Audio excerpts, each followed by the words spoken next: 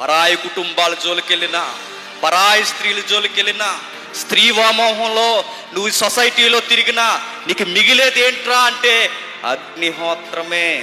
సుఖం ఉండదట జీవితం. బైబిల్ సౌలభ్యం లేదా? బైబిల్ వద్దనందా? నీ కోరికల్ని క్రమంలో వాడమంది.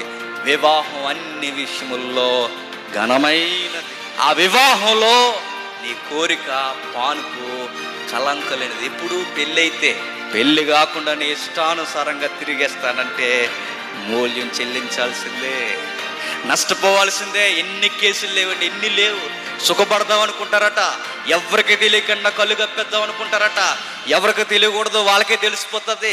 చివరికి ఏం జరుగుద్ది అయ్యా అంటే అందరు కళ్ళు కప్పేసాం కదా అనుకుంటారట. అడ్డొచ్చిన వారిని కూడా చంపుకుంటా పోతారు.